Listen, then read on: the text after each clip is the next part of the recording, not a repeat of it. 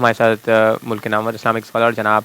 Doctor مفتی نثار اختر صاحب موجود ہیں۔ ڈاکٹر صاحب، نصاب کے حوالے سے میں آپ سے بھی پوچھنا چاہ رہا ہوں کہ تاکہ کلیئرٹی ہو جائے کہ اس کے حوالے سے کوئی ایسا ہے نصاب ہے کہ کیا کرائٹیریا ہے، کس کو دینا ضروری ہے، کس کو دینا ضروری نہیں ہے، یا سب کو دینا ہے؟ بسم اللہ الرحمن الرحیم۔ صدقہ فطر کا باقاعدہ ایک نصاب ہے، جس طرح ایک زکوٰۃ کا ایک نصاب ہے، اور لیکن فرق یہ ہے کہ زکوٰۃ کے نصاب میں یہ زکوٰۃ کے بارے میں جس طرح ہم حدیث میں پڑھتے کہ 7.5 تولہ سونا، 52.5 تولہ چاندی، اس کا اپنے ایک نصاب ہے، اس پہ ہولان ہول شرط ہے۔ صدقہ فطر کے نصاب میں ایک تو ہولان ہول شرط نہیں ہے، مطلب پورے سال کا گزرنا شرط نہیں ہے۔ دوسری بات یہ کہ صدقہ فطر کے نصاب میں اور زکوٰۃ کے نصاب میں بنیادی فرق یہ ہے کہ زکوٰۃ میں مال انعامی ہونا ضروری ہے اور صدقہ فطر میں مال انعامی ہونا ضروری نہیں ہے۔ کیا مطلب اس کا؟ مطلب مال انعامی سے مراد یہ کہ صدقہ فطر اور زکوٰۃ کے نصاب میں ایک بنیادی فرق یہ ہے کہ اگر کسی شخص کے پاس ضرورت سے زائد چیزیں ہو، اس کے استعمال میں نہیں آتی ہو، اور اس کے گھر میں ہو یا ضرورت سے زائد ہو، قرضے کے علاوہ ضرورت سے زائد مال اور اسباب اس کے پاس اتنا ہو کہ وہ 52.5 تولہ چاندی یا اس کی قیمت کے برابر ہو، تو اس کے اوپر صدقہ فطر لازم ہوتا ہے۔ اب یہاں زکوٰۃ لازم نہیں ہوگا، صحیح، کیونکہ یہ زکوٰۃ کا نصاب نہیں ہے، لیکن یہ صدقہ فطر کا نصاب ہے۔ اور صدقہ فطر جو ہے یہ قاری صاحب کی ایک بات سے مطلب میں اختلاف کروں گا کہ انہوں نے کہا کہ صدقہ فطر کا نصاب نہیں ہے۔ اس کی وجہ یہ ہے کہ صدقہ فطر کے بارے میں جو رسول اللہ صلی اللہ علیہ وسلم نے جو علت بتائی ہے، اس کی دو علت ہیں۔ ایک علت یہ کہ یہ طہر للصیام من اللغو والرفث، یہ روزوں کو گناہوں سے اور گندگی سے پاک کرنا۔ دوسری بات یہ ہے کہ آپ صلی اللہ علیہ وسلم نے فرمایا کہ وہ طعمۃ للمساکین، یہ مساکین کے لیے گویا کہ خوراک کا ذریعہ ہے۔ تو جن کے لیے اللہ کے رسول نے ادا کرنے کا حکم دیا ہے، اگر ان سے ہی آپ یہ اصول کرے تو مطلب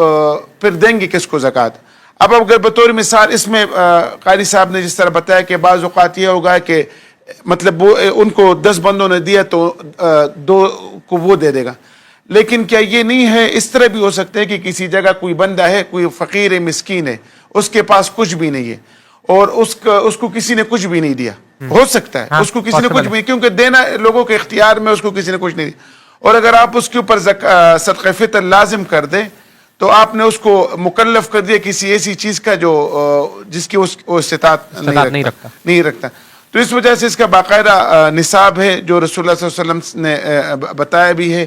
اور جس کی میں نے آپ کو وضاحت بھی کی۔ اور پھر جو پیمانے کے حوالے سے جو ہے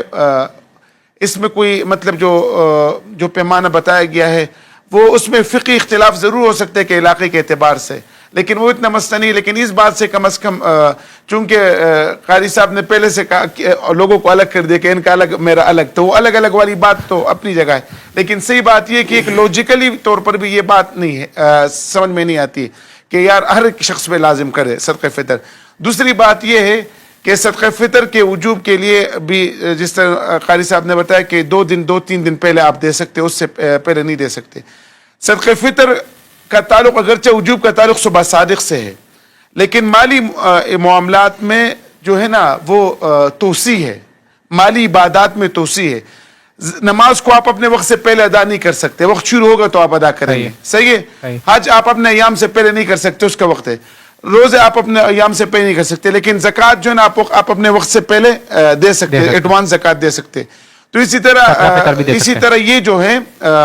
صدقہ فطر، یہ آپ رمضان کے شروع ہونے کے بعد کبھی بھی دے سکتے ہیں، مطلب آپ اس کو پہلے دے سکتے۔ ہاں، افضل یہ ہے، بلکہ بہتر یہ ہے کہ اس کو عید الاضحیٰ کی نماز سے پہلے ادا کی جائے، کیونکہ ایک حدیث ہے کہ اماؤنٹ بنتی ہے یہ ابھی یہ جو اماؤنٹ ہے گندم کے اعتبار سے نصف سا ہے، جو تقریباً 280 روپے بنتے ہیں، اور باقی کھجور، کشمش اور جو کے اعتبار سے جو ہے نا، جو کے اعتبار سے تقریباً 1200 کے قریب بنتے ہیں، اور کشمش اور